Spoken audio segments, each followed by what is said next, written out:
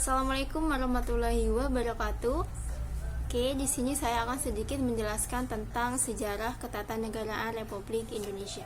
Nah, di dalam sejarah ketatanegaraan Republik Indonesia ini ada beberapa tahap ya. Yang pertama adalah sejarah pembentukan Undang-Undang Dasar 1945. Lalu ada sejarah peralihan ke Undang-Undang Dasar Republik Indonesia Serikat pada tahun 1949. Lalu sejarah peralihan ke Undang-Undang Dasar sementara pada tahun 1950, lalu dilanjutkan kepada kembali berlakunya Undang-Undang Dasar 1945, dan yang terakhir yaitu latar belakang diberlakukannya amandemen Undang-Undang Dasar 1945. Oke, langsung saja ke poin yang pertama, yaitu sejarah pembentukan Undang-Undang Dasar 1945. Hal ini berawal dari janji Jepang kepada Indonesia yang akan memberikan kemerdekaan kepada Indonesia. Nah, siapakah yang membentuk Undang-Undang Dasar pada saat itu? Yang membentuk Undang-Undang Dasar pada saat itu adalah Badan Penyelidik Usaha Persiapan Kemerdekaan Indonesia yang kita kenal dengan BPUPKI pada tanggal 29 April tahun 1945. Nah, undang-undang ini merupakan basic law atau dasar tertulis bagi bangsa Indonesia. Pembentukan Undang-Undang Dasar 1945 ini melalui dua periode, yaitu yang pertama, periode pertama pada tanggal 29 Mei sampai 1 Juni pada tahun 1945, lalu dilanjutkan dengan periode kedua pada tanggal 10 sampai 17 Juli pada tahun 1945. Oke, ke poin yang kedua, yaitu sejarah peralihan ke Undang-Undang Dasar Republik Indonesia Serikat pada tahun 1949.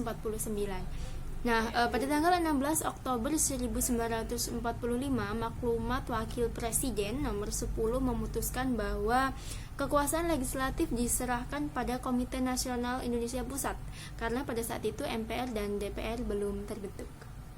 Oke, melanjutkan poin yang ketiga, yaitu sejarah peralihan ke Undang-Undang Dasar sementara tahun 1950. Nah, pada periode ini atau pada tahun ini, Undang-Undang Dasar sementara tahun 1950 ini memberlakukan sistem demokrasi parlementer atau yang sering kita kenal dengan demokrasi liberal. Pada periode ini, kabinet sering melakukan pergantian. Akibatnya pembangunan tidak berjalan secara maksimal, tidak berjalan sebagaimana mestinya, dikarenakan partai politik itu lebih mementingkan kepentingannya masing-masing, kepentingan dari golongannya masing-masing. Nah, sehingga ketika sudah 9 tahun berjalan, Undang-Undang Dasar sementara tahun 1950 ini dengan sistem demokrasi liberal tadi, masyarakat menyadari bahwa tidak sesuai dengan jiwa Pancasila dan Undang-Undang Dasar 1945. Oke, melanjutkan ke poin yang 4, yaitu sejarah diberlakukannya kembali Undang-Undang Dasar tahun 1945. Nah, pada saat itu politik sangat panas sehingga banyak sekali kepentingan-kepentingan partai politik yang menarik ulur pemerintahan, sehingga tidak menghasilkan konstitusi yang baru. Sehingga pada tanggal 5 Juli tahun 1959, Bung Karno memutuskan untuk memberlakukannya kembali Undang-Undang Dasar tahun 1945. Oke, melanjutkan poin yang kelima, yaitu latar belakang diberlakukannya amandemen Undang-Undang Dasar tahun 1945. Nah, latar belakang amandemen ini yaitu pada masa Orde Baru, kekuasaan tertinggi berada di tangan MPR. Namun kenyataannya kekuasaan tertinggi tidak berada di tangan rakyat. Malah kekuasaan tertinggi atau kekuasaan terbesar itu berada di tangan presiden. Nah, hal ini dikarenakan karena adanya pasal-pasal yang luas atau sehingga dapat ditafsirkan secara multitafsir.